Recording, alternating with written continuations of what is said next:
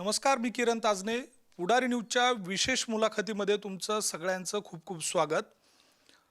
खरं तर काही तासांपूर्वी महाराष्ट्र लोकसेवा आयोगानं एक प्रसिद्धीपत्रक काढलंय आणि त्या प्रसिद्धीपत्रक काढण्यामागचं कारण होतं ते म्हणजे पुढारी न्यूजनं केलेल्या बातमीचा संदर्भ आणि त्या सगळ्या अनुषंगानं महाराष्ट्र लोकसेवा आयोगानं घेतलेला ऐतिहासिक निर्णय. जे प्रसिद्धीपत्रक आहे ते हे प्रसिद्धीपत्रक आहे. यामध्ये ऑप्टिंग आउटचा विषय असेल किंवा संमती असेल किंवा निम्न पदांच्या संदर्भात घेतलेली महाराष्ट्र लोकसेवा आयोगानं भूमिका आणि या सगळ्या संदर्भामध्ये जे प्रसिद्धीपत्रक आहे त्याच्या खाली ज्यांची सही आहे ते म्हणजे महाराष्ट्र लोकसेवा आयोगाचे सचिव महेंद्र हरपाळकर आणि तेच या सगळ्या मुलाखतीच्या आजच्या आपल्या पुढारी न्यूजचे पाहुणे आहेत. आपण त्यांच्याशी बोलणार आहोत. सर, सुरुवातीला हे जे प्रसिद्धीपत्रक तुम्ही काढलंय अतिशय खरं तर हा धाडसी निर्णय होता. या निर्णयाबद्दल तुमचं खूप खूप स्वागत. आणि या निर्णयाच्या मागची काय नेमकी हालचाल घडली, पुढारीची बातमी आली, काय तुम्ही निर्णय घेतला आणि या निर्णयामागे काय तुमचा उद्देश आहे?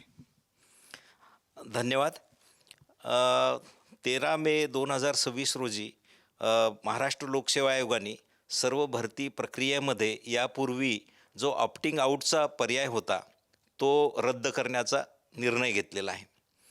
आणि काय आहे की जेव्हा उमेदवार पूर्वपरीक्षा, मुख्य परीक्षा आणि मुलाखत ही पूर्ण प्रक्रिया पूर्ण झाल्यानंतर जेव्हा तो तात्पुरती निवड यादी लागते त्यामध्ये त्याला एक ऑप्शन दिला जायचा की त्याला त्या पदावर रुजू व्हायचं आहे किंवा कसं. कारण काही उमेदवार हे इतर ठिकाणी रुजू झालेले असतात आणि जेणेकरून त्यांनी ऑप्टिंग आउटचा पर्याय दिला तर आपला खालचा उमेदवार वर येऊ शकत होता. परंतु याच्या संदर्भामध्ये जेव्हा आयोगाच्या 13 तारखेच्या बैठकीमध्ये आपल्याकडची जी बातमी होती त्याच्या अनुषंगाने आणि काही निवेदन आलेले होते त्याच्या अनुषंगाने सर्वकष विचार केला आणि तेव्हा आयोगाने हा जो निर्णय आहे ऑप्टिंग आउटचा जो निर्णय पूर्वी घेतला होता तो रद्द केलेला आहे.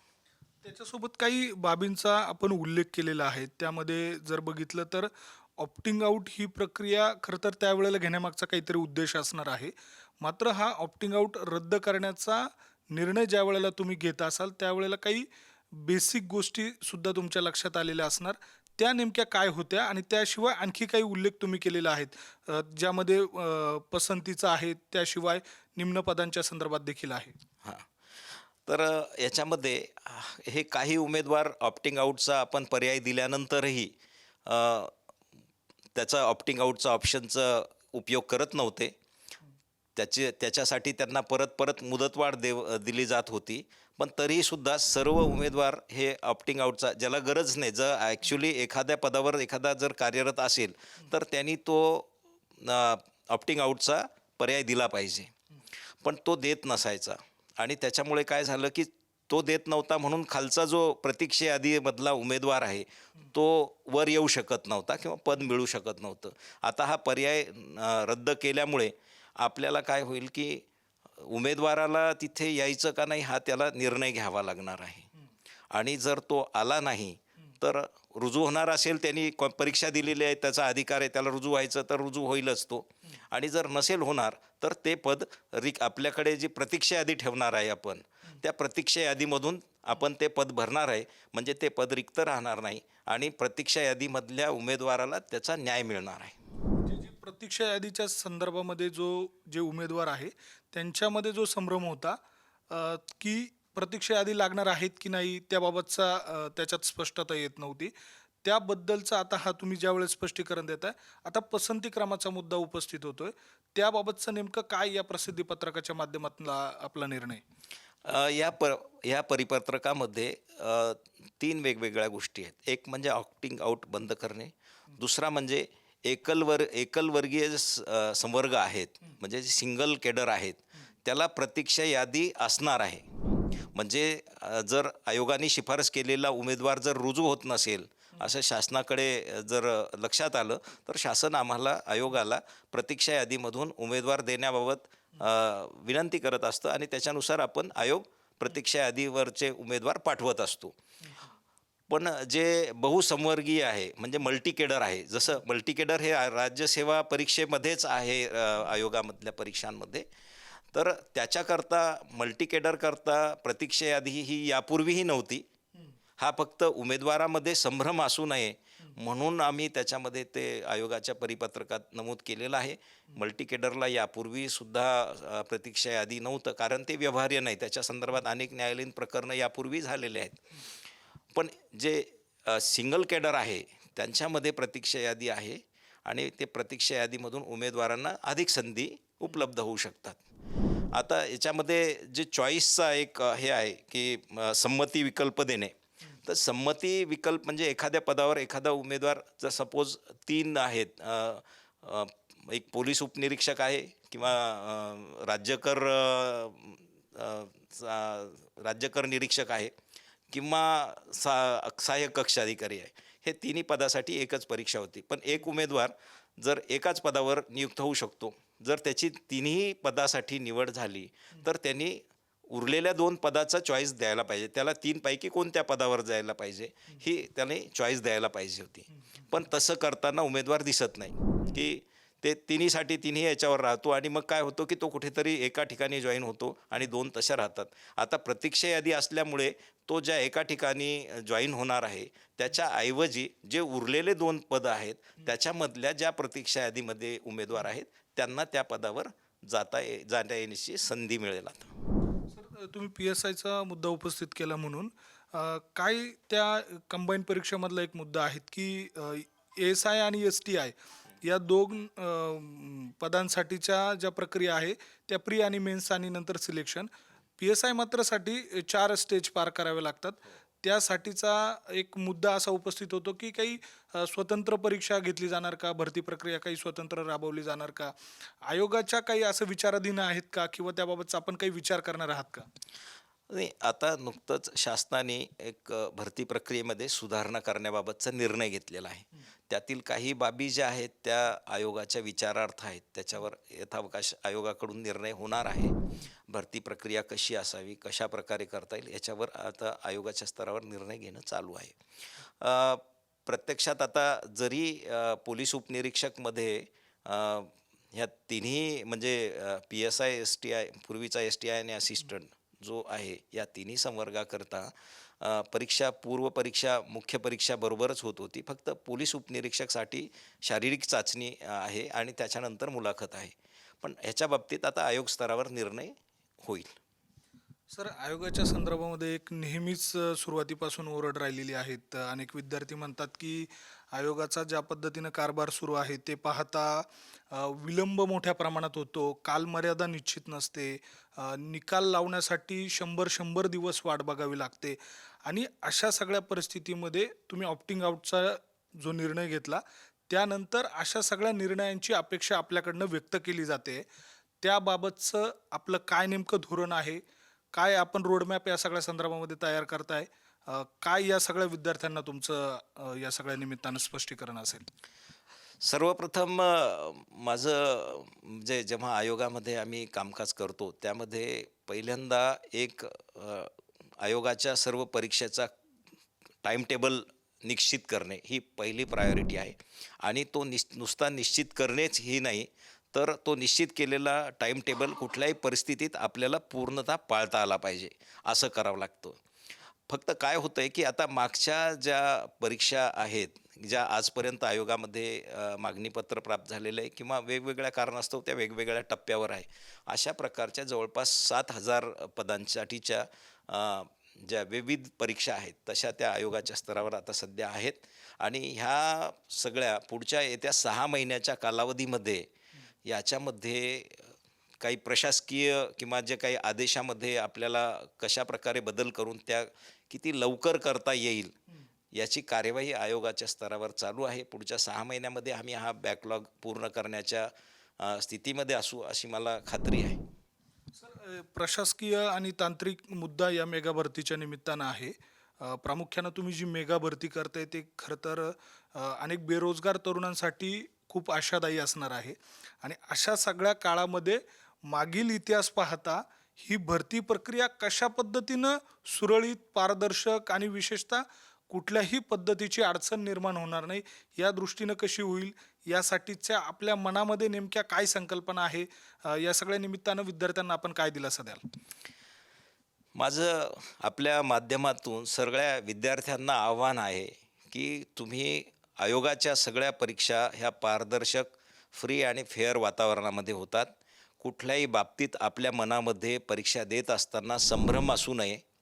कोणत्याही प्रकारची आपल्या मनामध्ये शंका न घेता तुम्ही परीक्षांची तयारी करा. आणि आयोगामार्फत जी पदभरती मोठ्या प्रमाणामध्ये आम्ही करणार आहे, तर त्याची तयारी आयोग स्तरावर चालू आहे. शासनाने मेगा भरती करण्याचा निर्णय घेतलेला आहे आणि त्या निर्णयानुसार भरती प्रक्रिया विहित वेळेत आणि दिलेल्या कालमर्यादेमध्ये आपण पूर्ण करू, याचं नियोजन आयोग स्तरावर चालू आहे. सर, एक मुद्दा असाही आहे की मागच्या काळामध्ये पुढारी न्यूजनंच हे वार्तांकन केलेलं होतं. काही दिव्यांग उमेदवार होते, क्लास 2ची ती पोस्ट होती. अशा सगळ्या परिस्थितीमध्ये ते बोगस दिव्यांग होते, अंतिम या सगळ्या प्रक्रियेत आलेले होते. आपण त्याचा सगळा भांडाफोड केला आणि त्यानंतरच्या काळामध्ये आयोगाकडनं दखल घेण्यात आलेली होती. त्यांना टेम्पररली त्या सगळ्या काळामध्ये ब्लॅकलिस्टेड करण्यात आलेलं आहेत. मात्र ते उमेदवार आत्ताच्या घडीला शासन सेवेमध्ये आहेत. अशांवर नेमकी काय कारवाई होईल या निमित्तानं इतर जे खरे दिव्यांग आहेत त्यांना चांगला संदेश देण्याची एकूणच अपेक्षा या सगळ्या काळामध्ये आयोगाकडनं आहेत. अशा सगळ्या परिस्थितीमध्ये आपल्या स्तरावर आपण काही नोंद घेणार आहात का? किंवा असे कोणते उमेदवार आहेत त्यांना काही आयडेंटिफाय करून पुढच्या काळात काय कारवाई करणार आहात का? नाही, अशा प्रकारचे काही उमेदवार असल्याचं जेव्हा आयोगाच्या लक्षात येतं, आयोगाची एक याच्या संदर्भात एक कार्यपद्धती आहे. तिचं पालन करून आम्ही अशा उमेदवारांना ब्लॅकलिस्टेड करत असतो. आयोगाची भूमिका काय असते की मागणीपत्र शासनाकडून प्राप्त झाल्यापासून तर शासनाकडे शिफारशी करेपर्यंतची पूर्ण प्रक्रिया ही आयोगाकडे असते. आणि ह्या दरम्यान विविध टप्प्यांवर आम्ही आमच्यातर्फे किंवा त्या क्षेत्रातल्या तज्ज्ञ लोकांकडून आम्ही खात्री करून घेत असतो आणि हे तज्ज्ञ लोकांची ते पात्रता तपासून घेत असतो. अशाही परिस्थितीत जर अशा काही घटना घडल्या असतील आणि ते उमेदवार जर शासन सेवेत असतील, तर शासनामार्फत त्यांच्यावर कार्यवाही होत असते. तो शासनाच्या अखत्यारीतला विषय असतो. आयोग स्तरावर जे उमेदवार असे आढळून येतात त्यांना आम्ही ब्लॅकलिस्ट करत असतो आणि त्याची एक स्वतंत्र कार्यपद्धती आहे. सर, असाच मुद्दा या सगळ्या निमित्तानं स्पोर्ट कोट्याच्या संदर्भात असतो किंवा दिव्यांग कोट्याच्या संदर्भात असतो. असे ज्या वेळेला ही भरती प्रक्रिया राबवत असताना अगदी अंतिम लेवलला यांची एकूण पडताळणी होत असते. तीच जर सुरुवातीच्या काळामध्ये झाली तर आपला जो वेळ आहे तो या निमित्तानं वाचू शकतो. अशा सगळ्या दृष्टीने काही आपण काही कार्यपद्धती करत आहोत का किंवा त्याच्याबाबतचा काही विचार आहे का? नुकताच मागच्या एक 15 दिवसापूर्वी आयोगाने अर्ज करत असताना डिजी लॉकरला आपण इंटिग्रेट केलेलं आहे. डिजी लॉकर आपल्या याच्यामध्ये आहे आणि डिजी लॉकरमधले जे डॉक्युमेंट्स आहेत ते व्हेरीफाईड डॉक्युमेंट्स असतात आणि ते कुठेही ॲक्सेसिबल असतात. ते त्या इश्युइंग ऑथॉरिटीनी सर्टिफाय केलेलं असतात. ते डॉक्युमेंट जर उमेदवारांनी अधिकाधिक जर डिजी लॉकरचा उपयोग केला तर आपली जी पात्रता तपासण्याची जी प्रक्रिया आहे तिच्यामध्ये होणारा विलंब आपल्याला कमी करता येऊ शकतो. कारण आयोगाकडे स्वतंत्र अशी व्हेरिफिकेशनची यंत्रणा नाही. पण जर डिजी लॉकरमधून जे दस्तऐवज शैक्षणिक असतील किंवा इतर असतील तर आता तर बाकीचे जे स्पोर्ट्स आहेत किंवा दिव्यांग आहेत यांचे देखील जे API आपले इंटिग्रेट होत आहेत आणि पुढील काळामध्ये जसं कास्ट सर्टिफिकेट असेल, व्हॅलिडिटी असेल त्यांचे पण इंटिग्रेट होत आहेत. ते झाल्यानंतर बहुतांश डॉक्युमेंट हे डिजी लॉकरच्या साह्याने आपल्याला आयोग स्तरावर जर ॲक्सेस करता आले तर त्याचा फायदा म्हणजे अपात्र लोक येणार नाही शासन सेवेमध्ये किंवा भरती प्रक्रियेमध्येच येणार नाही. आणि जे कालावधी आपल्याला हे कागदपत्राची तपासणी किंवा त्याची जेन्युइनिटी तपासण्यासाठी लागते तो कालावधी कमी होईल आणि एकंदरीतच भरती प्रक्रिया ही पारदर्शी होण्यासाठी मदत होईल. सर, एक असाही मुद्दा आहे की सरळ सेवा ज्या भरती प्रक्रिया राबवल्या जातात त्याच्यामध्ये काही ठिकाणी क्लास 1 आणि क्लास 2च्या देखील पदं आहेत. विशेषतः माहिती जनसंपर्क कार्यालयामध्ये जी मागच्या काळात भरती प्रक्रिया झाली तिचा देखील या सगळ्या काळामध्ये आपण बघितलं तर विलंब झालेला आहे. अशा सगळ्या अनुषंगाने कालमर्यादा हा सगळ्यात मोठा या सगळ्यात मुद्दा ठरलेला आहे आणि जो नेहमीच चर्चेत असतो. आपल्या स्तरावर आपण याचा कोणत्या अँगलने विचार करताय ही भरती प्रक्रिया? जसं तुम्ही मेगा भरतीचं उदाहरण दिलं, तसं या सगळ्या भरती प्रक्रिया राबवत असताना त्याचा कालमर्यादेचा संदर्भामध्ये नेहमी तो मुद्दा असतो. त्या दृष्टीने काय सांगाल? सर्वसाधारणतः जे मागचे जे जाहिराती होत्या आणि त्याला विलंब झाला त्याची काही कारणं वेगवेगळी होती. बऱ्याच वेळा काय होतं, की काही एखाद्या उमेदवार हा त्याच्या अपात्रतेच्या किंवा त्याला जर आयोगाच्या कुठल्याही टप्प्यामधून वगळला असेल, तर त्याच्या संदर्भात त्याला न्यायालयामध्ये किंवा न्यायाधिकरणामध्ये न्याय मागण्याचा नैसर्गिक अधिकार असतो. तशामध्ये तो माणूस त्या प्रॉपर अथॉरिटीला अप्रोच करतो आणि न्यायालयामार्फत कुठेतरी इंटरव्हेन्शन वगैरे होतं किंवा त्या काही प्रकरणात त्याला स्थगिती दिली जाते वगैरे असे काही इश्यूज असतात, त्याच्यामुळे डिले होतो. परंतु सर्वसाधारणतः ज्या परीक्षा साधारणतः एकच ज्या संवर्गाला एकच परीक्षा असेल, त्याची साधारणतः 3 ते 4 महिन्यामध्ये आपल्याला शिफारस करता येईल. ज्यामध्ये नुसती परीक्षा आणि प्रिलिम मेन परीक्षा आहे आणि मुलाखत नाही. त्याचे साधारणतः 5-6 महिन्यामध्ये आपण ती प्रक्रिया पूर्ण करू शकतो. ज्यामध्ये पूर्व, मुख्य आणि मुलाखती आहे. तर ही परीक्षा आपण साधारणतः एक 9 महिन्याच्या कालावधीमध्ये आपण पूर्ण करू, अशी आमच्या आयोगाच्या स्तरावर सध्या नियोजन चालू आहे. आणि महाभरती, मेगा भरती जेव्हा आता येणार आहे, त्यावेळेस आयोगाची जी प्रक्रिया आहे, ही अत्याधिक जलद गतीने करण्यासाठी आम्ही जी आधुनिक टेक्नॉलॉजी आहे किंवा ज्या ठिकाणी आम्हाला टेक्नॉलॉजीचा वापर करता येतो, त्याचा वापर आम्ही आता याच्यामध्ये मोठ्या प्रमाणावर सुरू केलेला आहे. त्यासाठी असलेले एक्सपर्टचे आम्ही मदत घेतो आहे त्याच्यासाठी. तर मला खात्री आहे की यापुढील काळामध्ये प्रत्येक परीक्षा ही दिलेल्या वेळापत्रकानुसार होईल आणि त्या वेळापत्रकाचं आयोगामार्फतही पालन करण्याचा आटोकाट प्रयत्न केला जाईल आणि करण्यात येतो आम्ही. काही वेळा काही अपरिहार्य परिस्थितीमध्ये ते होत नाही. पण सर्वसाधारणतः तो कालमर्यादा पाळण्याचा आम्ही प्रयत्न करणार आहोत. सर, एक मुद्दा असा आहे की हे सगळं तुम्ही करण्याचा किंवा कुणाचाच तसा हेतू नसतो की असा विलंब होईल किंवा जी काही अंमलबजावणी करतोय आपण त्याच्यामध्ये उशीर होणार नाही यासाठीचा आटोकाट प्रयत्न होतो. पण आयोगाकडनं हे सगळं करत असताना काय नेमक्या अडचणी आहेत तुमच्या, की या सगळ्या गोष्टी तुमच्या समोर होतात आणि तुम्ही त्या करू शकत नाही? नाही, अडचणी म्हणजे काय असतात, की आता एखादी प्रक्रिया होण्यामध्ये काय असतं, की आपल्याला सेंटर्स उपलब्ध होणे वेळेवर. कारण आता आपल्याला मोस्ट ऑफ द सेंटर्स काय आहे, की आयोगाचं असं स्वतंत्र असं सेंटर्स वगैरे नाहीत. आपण हे जिल्हाधिकाऱ्यांच्या मदतीने जे शाळा महाविद्यालय असतात ते घेतो. ते आपल्याला केव्हा उपलब्ध असतात त्याच्यानुसार आपल्याला नियोजन करावं लागतं. तर हे करत असताना आता आपल्याला काही बाह्य संस्थांची मदत घेता येते का? असाही आमच्या आयोग स्तरावर आता विचार चालू आहे. पुढील काळामध्ये ते त्याच्यात काहीतरी निर्णय होईल.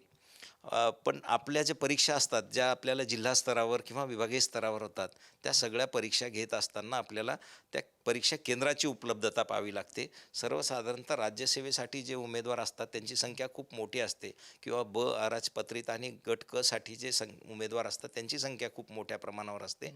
तर त्यासाठी आपल्याला सेंटर्स असतात. तर सेंटर उपलब्ध होणे ही एक मोठी अडचण मला दिसून येते. बाकीच्या जे छोट्या-मोठ्या गोष्टी असतात किंवा जे न्यायालयीन प्रकरणं असतात, त्याच्यामुळे थोडासा विलंब हा होतो असं दिसून येतं. परंतु निश्चितच या गोष्टी आपल्याला दूर करता येण्यासारख्या आहे. पुढच्या काळात आमचा तो प्रयत्न आहे.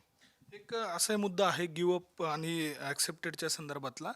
त्याच्याबाबतचा जरा थोडासा संभ्रम आहे, की ही प्रक्रिया रद्द केल्यामुळे काही अडचणी निर्माण होणार आहे. ज्या की जे पद रिक्त राहणार आहे, ते या सगळ्या काळामुळे मुद्दा उपस्थित होऊ शकतो. त्याच्याबाबतचा आपला पर्यायी मार्ग काय आहे? नाही, हे जी प्रक्रिया आहे ही मागच्या 2022 ऑनवर्ड्स आपण इंट्रोड्यूस केलेली होती. त्यापूर्वी ही नव्हती. त्यावेळेसही आपण शिफारस करत होतो. अशी अडचण येणार नाही. हा आपण एक एक एक फॉरवर्ड स्टेप होती, की एखाद्या उमेदवार जर तो नोकरीत ऑलरेडी आहे, तर त्यांनी ती पदं त्याला नेमकं कोणतं घ्यायचं, 2-3 ठिकाणी झाल्यावर त्याने नेमकं कोणतं घ्यायचं, हे पद त्याला ठरवण्याचा आपण चॉईस दिला होता. आणि तो एक्झरसाइज करत नाही असं जर आपल्याला दिसून येतं किंवा अगदी नगण्य प्रमाणात जर ते चॉईस करत असतील तर ते सिस्टीम कंटिन्यू करण्यामध्ये काहीही नाही. उलट आपल्याला जर तो एका ठिकाणी रुजू होतो तर ते इतर ठिकाणी ते पद व्हिकंट राहतं, रिक्त राहत असते, तर आपल्याला ते प्रतीक्षा यादीमधून भरता येईल. म्हणजे उलट आपल्याला उमेदवार जे रिक्त राहण्याचं प्रमाण आहे ते कमी होईल आणि उमेदवारांची संख्या आपल्याला चांगल्या प्रमाणात शिफारस शासनाला करता येईल. म्हणजे उमेदवारावर याच्यावर अन्याय होणार नाही या गोष्टीचा. सर, कुठल्याही पदाची जबाबदारी घेत असताना काहीतरी डोळ्यासमोरचा उद्देश असतो. आता तुमच्याकडे ज्या वेळेला आयोगाच्या सचिव पदाची जबाबदारी आली, त्यावेळेला तुमच्या एकूणच जी काही तुमचा कालावधी असणार आहे, त्या कालावधीमध्ये काय कामं करायची, कशाला प्राधान्य द्यायचं, याच्यासाठीचा काय नेमका रोडमॅप आहे? डोळ्यासमोर नेमकं काय उद्दिष्ट आहे तुमचं? मी स्वतः महाराष्ट्र लोकसेवा आयोगाची परीक्षा देऊन सेवेत आलेलो आहे. त्यामुळे सर्वसाधारण उमेदवार काय असतो आणि तो जेव्हा सेवेत नसतो त्याच्या काय भावना असतात ह्याचा अनुभव मी घेतलेला आहे.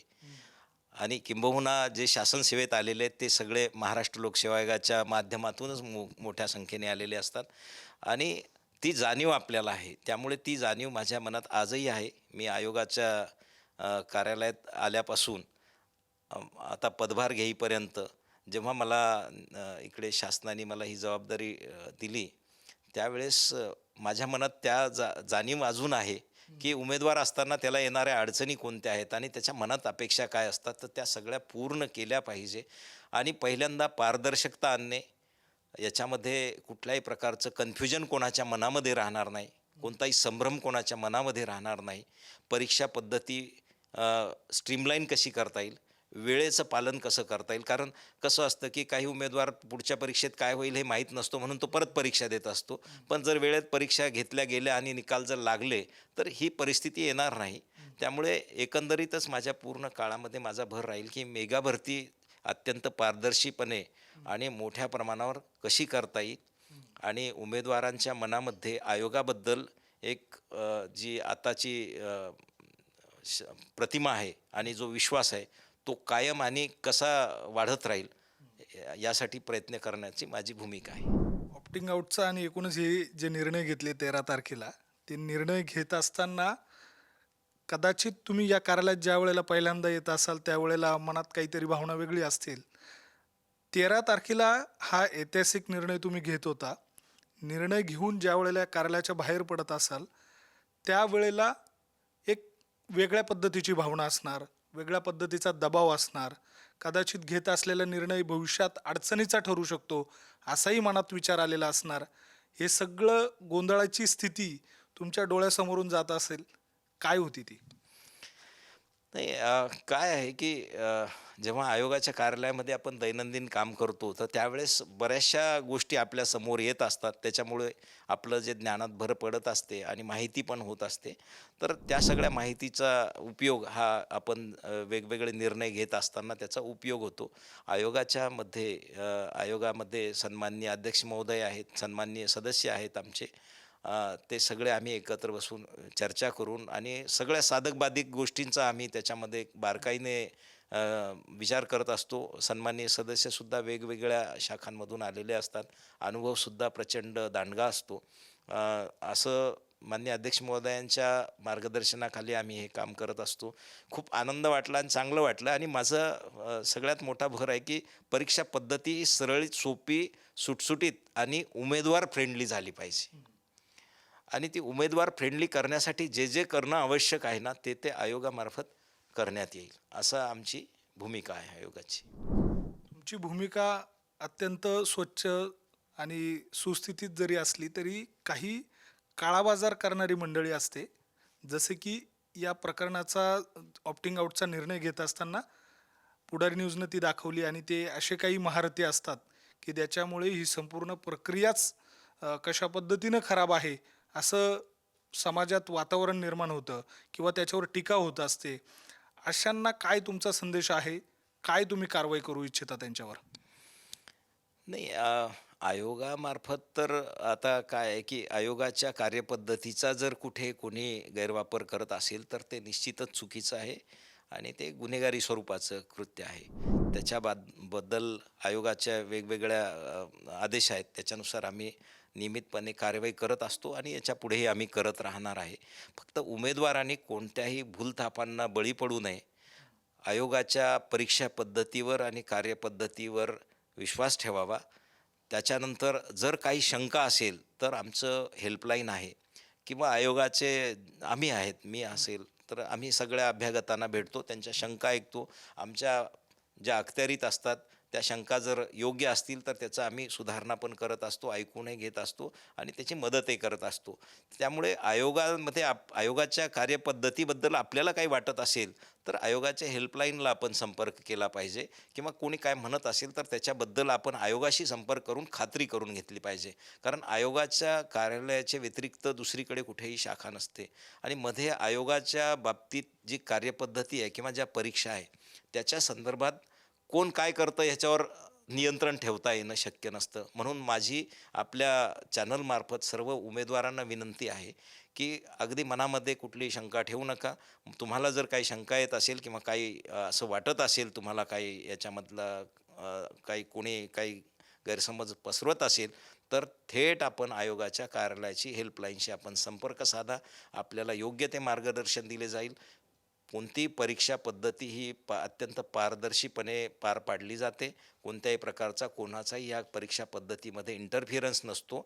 अत्यंत ही कॉन्फिडेन्शियल सिस्टीम आहे आणि ती अगदी शेवट रेकमेंड होईपर्यंत ती कोणालाच कळत नाही, अशी कोडेड सिस्टीम आहे. त्यामुळे कुठल्याही प्रकारचा कोणाचाही त्याच्यामध्ये कोणी जर काही गैरसमज पसरत असेल तर कृपया त्या गैरसमजाला बळी पडू नका.